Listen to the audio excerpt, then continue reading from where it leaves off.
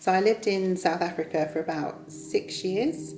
I went over as a volunteer primary school teacher. So I was in the primary school when the incident took place. It was one afternoon. Some men came into the school with guns and they were basically looking for anything of value that they could take. They were looking to rob the place. They came into the kitchen area. Fortunately, at this time, the children were not in the building. Majority of them were out in the playground, and then there was a few children who were in classrooms in another part of the building. A few of the staff were on a break, so they came into the kitchen area and they got us to kneel down on the floor, and they showed us they had guns at that point, and they basically were asking for money. They were telling us they wanted money or they were going to shoot us.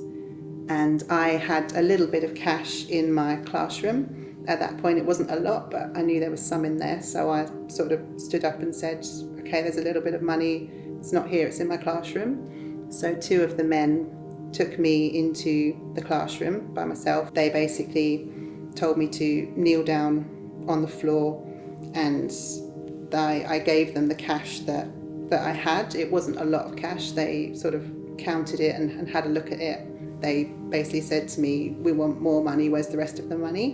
And I explained to them, there is nothing, we don't have any more, this is a school, this is it, this is everything there is. And they started to get a little bit more aggressive, and one of them took the gun out and started pointing the gun at my head and basically just kept repeating, give us the money or we're going to shoot you. Where's the rest of the money or we're going to shoot you? And I just kept saying, there is nothing else. We don't have anything else. There's nothing else here. And at one point, I think I picked up my bag and sort of tipped it out and just said, look, there's nothing there. I've got nothing left. And then they told me to lie face down on the floor and count to 100. And then they left the building. I don't remember feeling kind of fearful when it was actually happening. I think I was probably in a bit of shock, and I remember just thinking, just give them what they want and they'll leave, just give them what they want and they'll leave.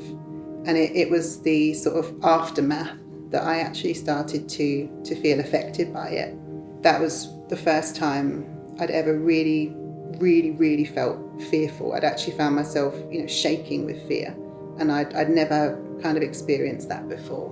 One of the bigger things I was struggling with was the feelings of what could have happened. It was those feelings of not being in control of a situation.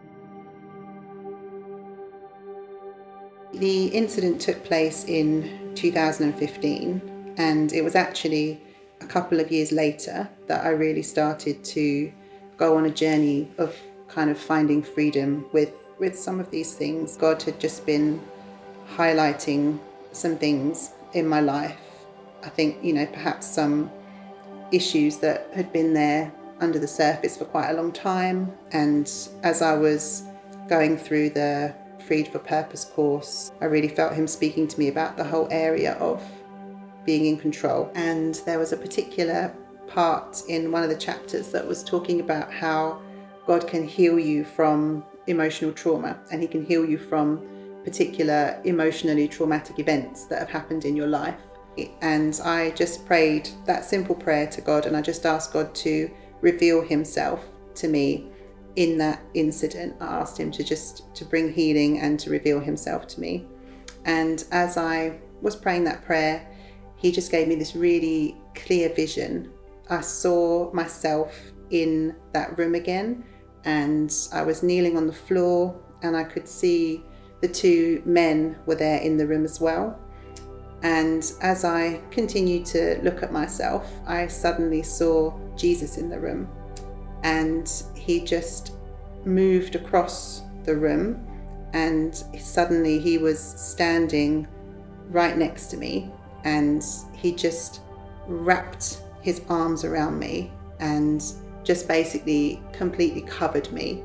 So you couldn't really see me anymore. You could sort of see the outline of me on the floor, and he was just totally covering me, totally protecting me. He was with me, he was there, and even in that moment when I felt like I had no control and I didn't know what was going to happen. He was protecting me, he had me, and that truth, that reality just brought me so much healing and so much freedom. After that, I would then sometimes find myself in those situations where I might have a trigger moment, or my memory might just start replaying what had happened again. But because I now had this really powerful image of Jesus, that would then be what my mind would switch to.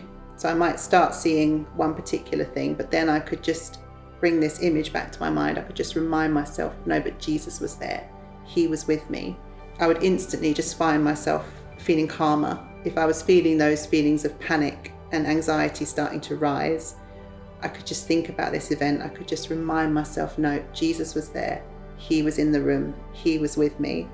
It's just that reminder of the truth that, but God is with me. Whatever I'm dealing with, He's with me. He's always with me. He was with me then at that time, at probably one of the most frightening moments in my life. He was there. He continues to be with me, whatever I face, whatever I go through. And having that knowledge and that truth just really helps me. It doesn't stop me from feeling those feelings sometimes, but it's the difference now is it doesn't get to that place of feeling out of control, panic. I don't feel that same anxiety. I don't have those panic attacks anymore, because I now can repeat the truth to myself. I can tell myself the truth. I can remind myself of the truth and of what He's already done in my life. And that now helps me, it equips me going forward into the rest of my life. Yay. Is that right?